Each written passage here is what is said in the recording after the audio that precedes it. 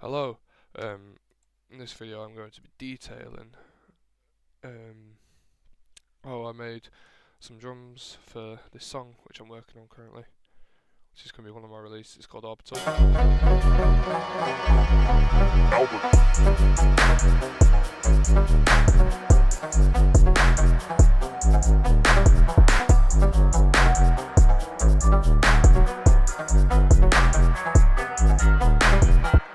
It's pretty good. Don't know why I opened that up. It's pretty good. It's dubstep.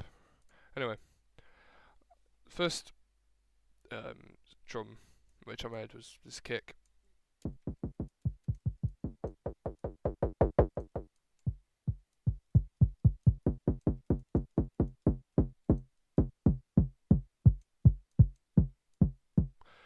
So yeah, I mean it can go right the way up to like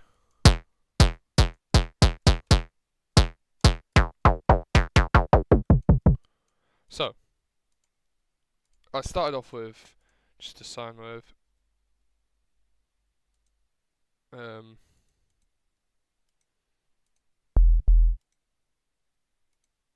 think I've managed to.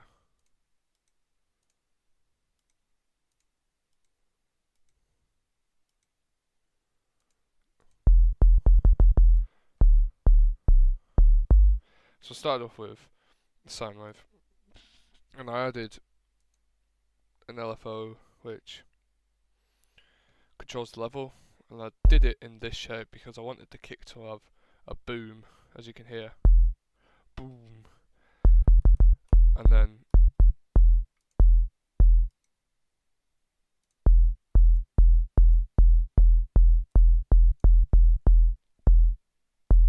you can see it's just got sharp 2 pitch bends on it. So you got just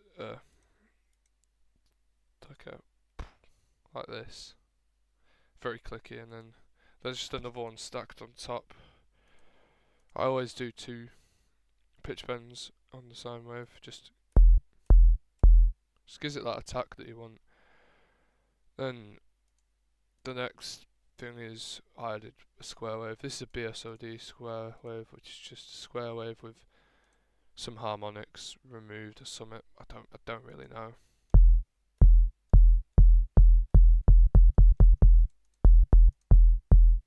But as you can hear, that with its pitch bends, wait,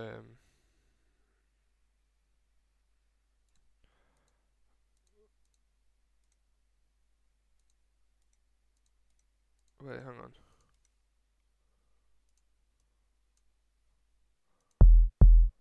I'm confused.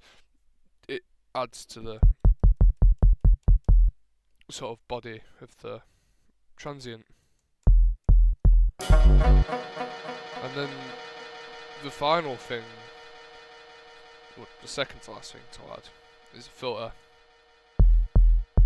with your resonance turned up, and I've got the cutoff moves a little bit with one of these LFOs, this one here, just to give it a bit more movement. And then what I have is a modulation which controls the openness of the filter. Ooh. And then the final stage to this kick is just some asymmetrical distortion.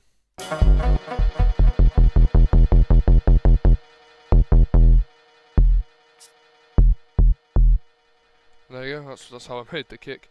And then I bounced it out of the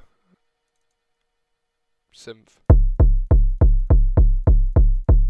and I just normalised it. And there you go, that's the kick. It's pretty just fat with a nice bass boom on it. Next thing I went about making was the first of the hats, which is this one here.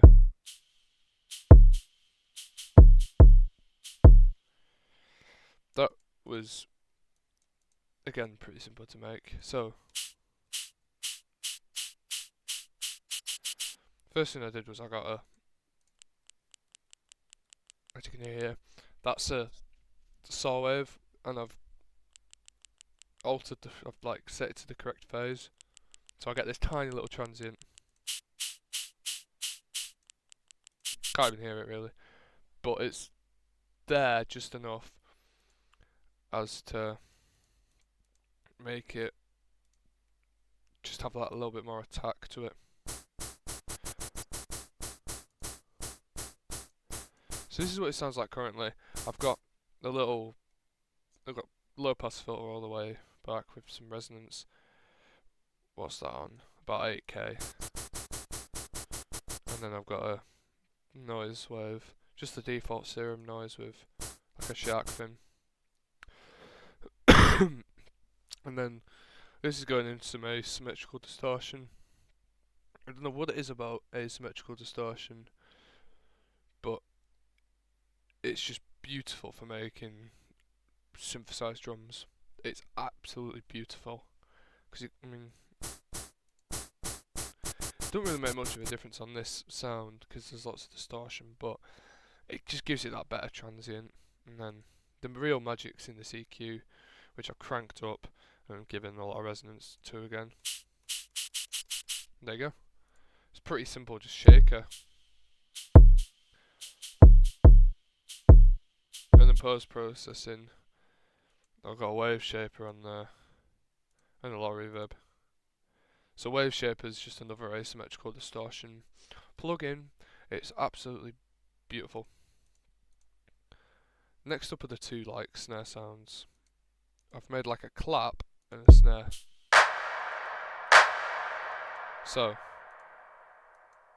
the way the clap are made,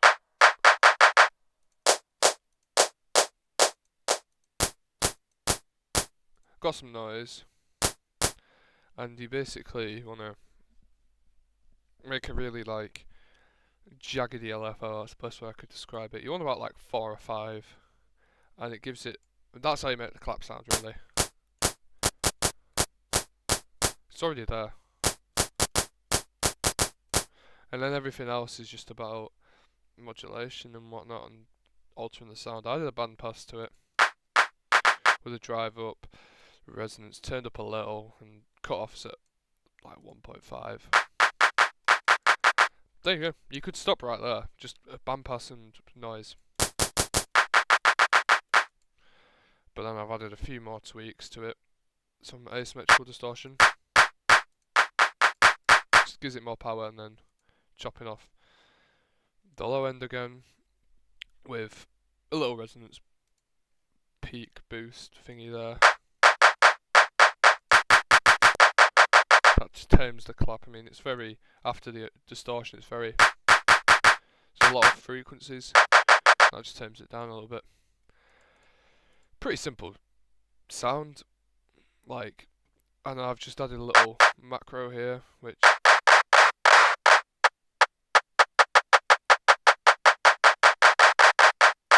make it clap as long as or short as you want. And then post processing, I've run it through the same channel as this, which has a little bit of asymmetrical distortion and a whole lot of reverb. So in tandem,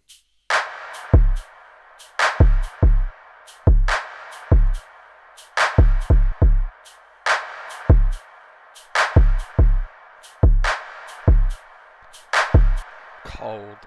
Right. I made another snare sound in the form of a actual like, and that adds the hit to it. This snare was a bit more complicated to make, so let me just turn all these effects off. I started off with just a sine wave, and you make either this is the volume envelope.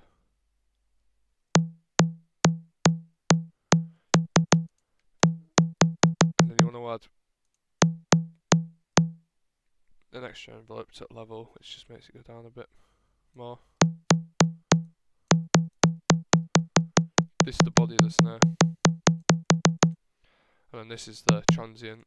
So I got the transient set to like a 9 millisecond decay, which is so short it just gives that literally just like popping transient which you need at the start of a hit.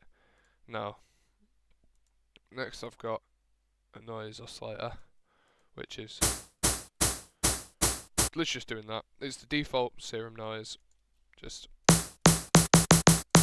that already sounds like a snare drum. You got the snare wires, and then you've got the actual hit of the the wooden drumstick onto the membrane in the form of this. Excellent. Then you add a bandpass filter, because making percussion wouldn't be the same without these filters. Add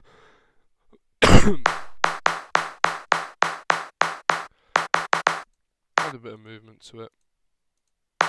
And that's just controlled by the main volume envelope. Don't know what that movement does, but I did it anyway. Then I've got diode 1 distortion. So look, that's quite powerful. A lot more powerful than the asymmetrical. Then I EQ'd it. So that's the fundamental of the snare, around about there. And I'm chopping off all that lower sine body off the snare, so you get this.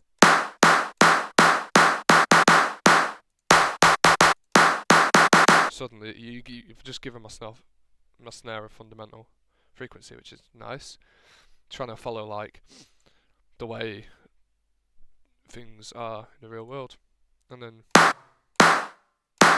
just a tiny bit of reverb on default, and there you go. That's the snare. So all 4 of these drums together.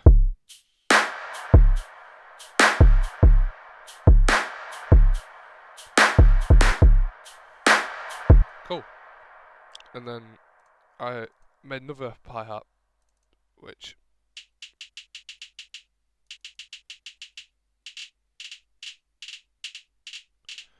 is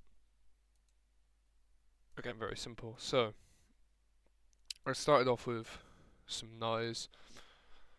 This is different this time, the J106 noise, and I just added a tiny noise envelope to it.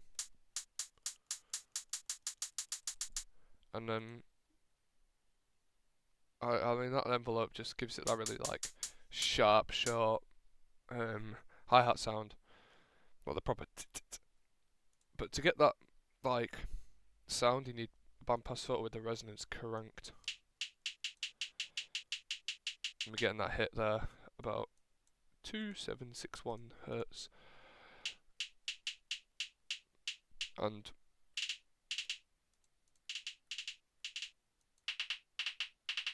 actually, I forgot to show you. That's what it sounds like. Bandpass it. Completely different. Filtering noise is brilliant. Then you add your asymmetrical distortion. Gives it a bit more transient and makes it a little bit louder, and then EQ'd it, added another spike around a similar place and cut the low end off.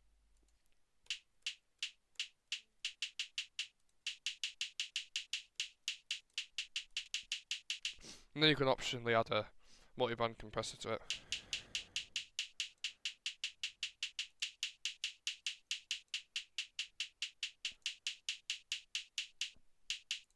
And just changes the sound slightly.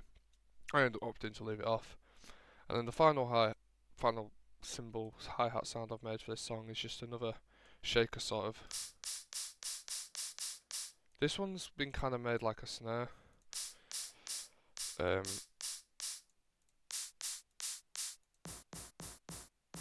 mean, it sounds like a snare.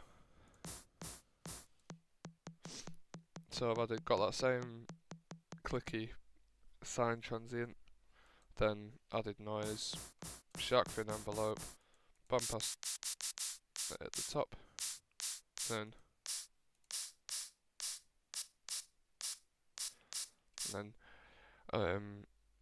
I've added a flanger because I really like that more stereo-y sound the flanger can give you, and it just sounds really warbly, best way to describe it. Flanging sounds is great, and then a delay, because you can, if you turn the delay time down, it it sounds really sort of metallic and robotic. And yeah, that's all the drums made.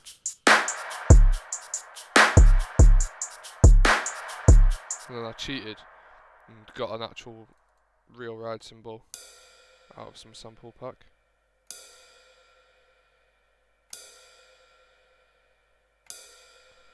And all together, the drums sound like this.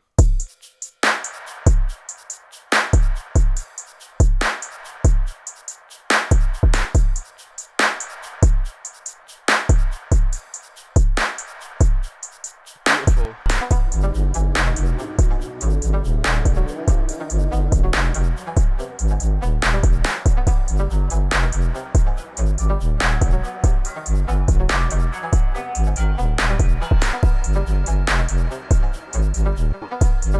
And that's how I made the drums for this song, and that is also a guide into how to make some more basic drum sounds.